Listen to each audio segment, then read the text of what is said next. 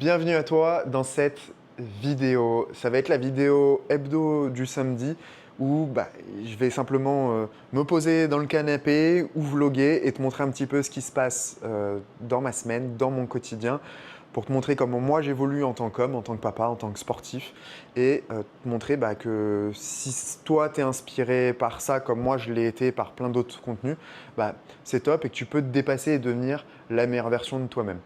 Cette première vidéo, elle va porter sur mes objectifs sportifs de l'année à venir parce que j'ai pour principe chaque année depuis une dizaine d'années, dès début décembre, je n'ai pas de date exacte, je le fais début décembre quand j'en ai envie, d'ouvrir mon ordinateur ou l'iPad et de coucher mes objectifs pour l'année suivante. Comme ça, entre cette période du début décembre et Noël, j'écris ensuite les actions que je dois mettre et qui correspondent aux objectifs que je veux atteindre.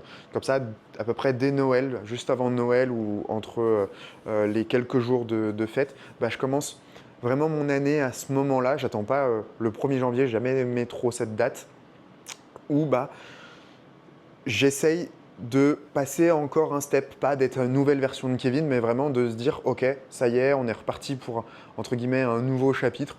Et cette année, on va essayer d'aller encore un petit peu plus loin. Donc en 2025, j'avais 3 objectifs. Un, c'était d'être libre géographiquement et en termes de temps. Donc ça a été de vendre la salle de CrossFit pour pouvoir me concentrer à fond sur Fit Success, sur Papa Solide, sur mes accompagnements. Et ça a été un carton. Donc je suis vraiment hyper heureux là-dessus.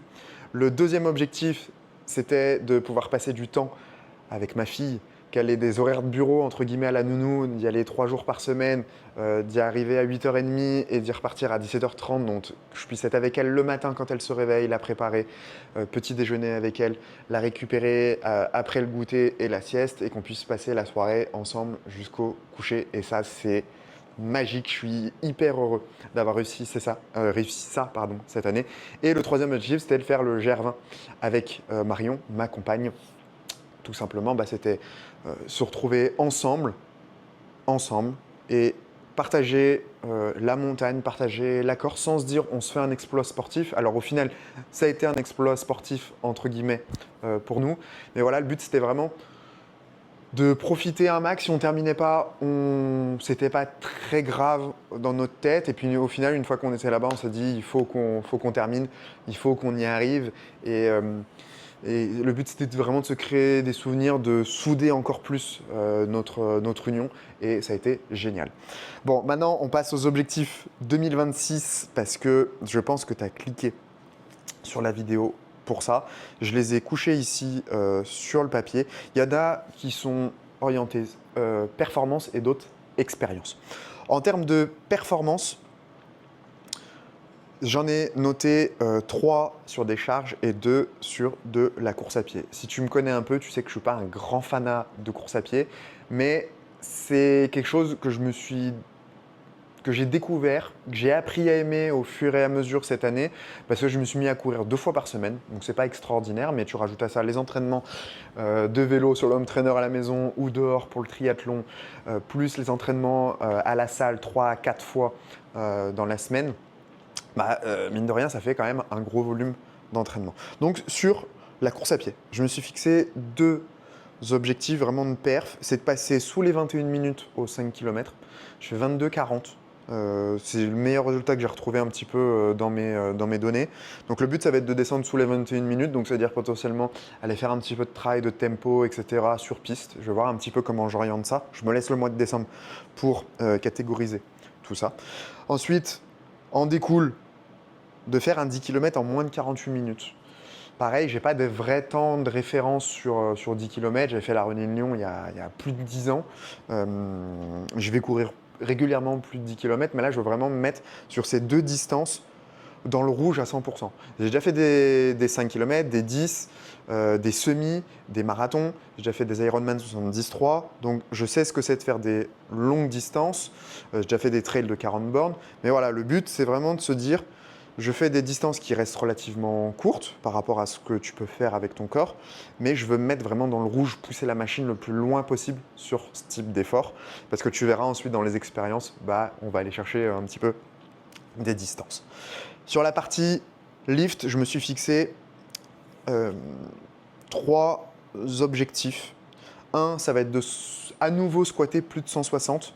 J'ai fait très peu de squats cette année, tout simplement parce que j'ai squatté 3 fois par semaine pendant 8 ans et que je me suis lassé un petit peu du mouvement. Donc j'ai essayé de faire d'autres choses, de faire varier un petit peu mon entraînement. Donc j'ai vachement réduit le squat.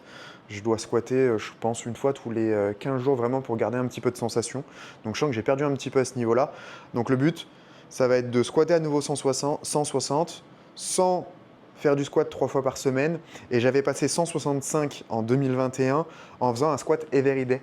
Donc je m'étais entraîné tous les jours au squat pendant 30 jours et à la fin, j'avais passé 165. Ça m'a permis de faire un PR de 155 à 165 à ce moment-là pour 76-77 kg de poids de corps à l'époque. Donc là, je suis un peu plus lourd, je tourne autour des 79-80 kg.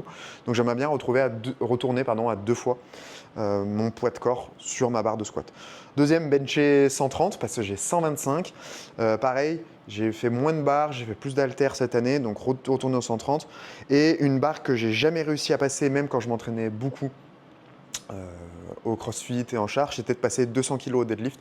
Comme tu le sais peut-être, j'ai eu une hernie discale entre 2017 et 2018 qui était super bien soignée, j'étais super bien suivi. C'est pour ça que ça me permet d'aider pas mal de gens qui ont des hernies discales.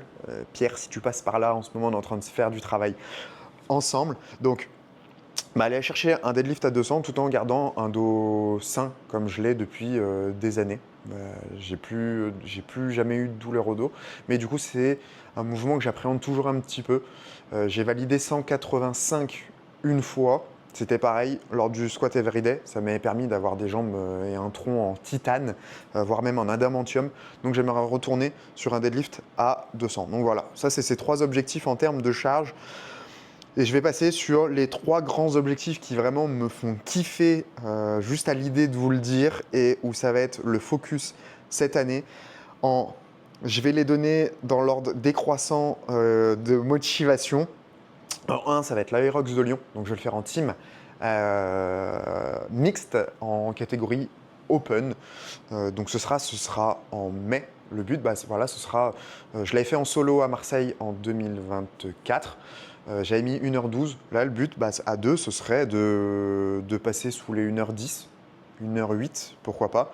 Donc je compte sur ma partenaire Fiona pour m'aider à courir encore plus vite pour passer sous la barre des 1h10.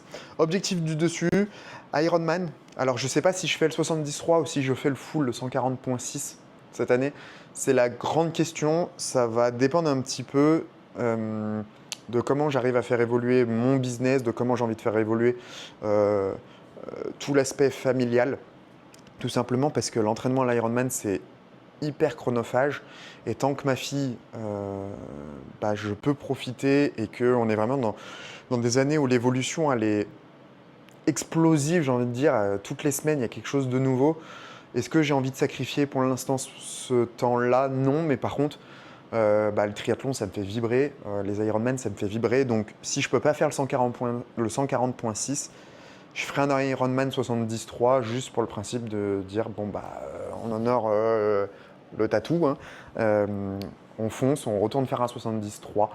Aix-en-Provence, Vichy, je sais pas. Vichy, pourquoi pas le refaire avec mon père comme on l'avait fait en 2023 ensemble. Donc voilà, c'est encore à peaufiner. C'est pour ça que je te dis, j'aime bien prendre mes objectifs et les poser début décembre parce que ça me laisse le temps de réflexion sur 3-4 semaines, de me dire ok, qu'est-ce que je veux finalement et de prendre le stylo, de griffonner, ok non finalement je veux pas ça, je veux autre chose et pas de me mettre dans un objectif et de me rendre compte 2 mois après qu'en fait on est au mois de mars, je me suis entraîné janvier, février et en fait ça n'a aucun sens pour moi d'accomplir ça. Et ensuite objectif numéro 1 qui me fait kiffer à fond, je vais faire une backyard. Ça fait à peu près 1 an que je regarde du contenu là-dessus. Donc une backyard, si tu ne sais pas ce que c'est que tu dois accomplir une distance toutes les heures jusqu'à que tu ne puisses plus accomplir cette distance dans l'heure ou que tu décides d'abandonner. Donc c'est un système un peu de mort subite. Donc j'ai pas réussi à m'inscrire à la backyard un peu la grande. Donc je suis inscrit à la Full Moon Infinity de Marseille qui a lieu le 28 février et je suis inscrit sur le 80 km. Donc j'aurai la possibilité en fait de faire 12 boucles de 6,7 km sur les terrasses du port jusqu'à la cathédrale un petit peu de Marseille. Donc c'est une boucle que je vais devoir accomplir toutes les heures pendant 12 heures, départ à 22 heures jusqu'à 10 heures le lendemain, donc ça va être de nuit en plus. Et je vais devoir accomplir donc, cette boucle toutes les heures. Donc tu vas me suivre un petit peu sur les prochaines semaines dans mon entraînement par rapport à ça, par rapport à mes entraînements aussi pour reprendre la force, etc. Mais c'est vraiment un objectif qui me fait kiffer. C'est une vidéo d'Eric Flack que j'avais vue et sur cette course qui m'a motivé à m'inscrire à celle-ci. Et c'est un peu le contenu de Basinger qui me fait rêver là-dessus parce qu'il a fait vraiment beaucoup de force. Il s'oriente un peu plus là-dessus après avoir fait du triathlon. C'est un peu le cheminement aussi que j'ai envie de le prendre, d'être le plus complet possible en tant qu'homme, en tant qu'athlète. Donc voilà, c'est une course qui me fait rêver parce que ça va me permettre de faire 80 km si j'ai réussi à l'accomplir dans un environnement que je ne connais pas du tout, une manière de courir que je ne connais pas du tout. Donc je vais me tester un petit peu aussi là-dessus.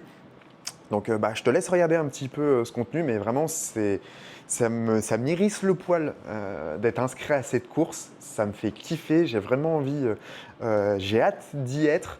Dans tous mes entraînements de course à pied, cet après-midi, je reviens d'un 11 km. J'ai fait que penser à ça pendant les 55 minutes où j'ai couru.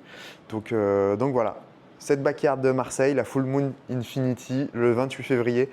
Ça me laisse 2 mois et demi pour vraiment peaufiner mon entraînement par rapport à ça, parce que là, cet objectif, il est couché sur le papier, je suis inscrit, il n'y a pas le choix, donc let's go. Voilà, c'était mes objectifs 2026 sportifs. Tu vas me voir toutes les semaines dans mon évolution. Je vais te vlogger un petit peu tout ça. De temps en temps, ce ne sera pas un vlog, mais ce sera un petit point et on se mettra dans le canapé. Ici, pour l'instant, il y a le poêle qui chauffe. Peut-être que dans 6 mois, ce serait la clim. Voilà, le but, c'est que tu me suives un petit peu là-dedans. J'espère que tu vas prendre autant de plaisir dans cette aventure à me suivre que moi à le faire. Et puis, n'hésite pas à mettre en commentaire toi, tes objectifs, et puis à me dire ce que tu penses des miens. Ciao!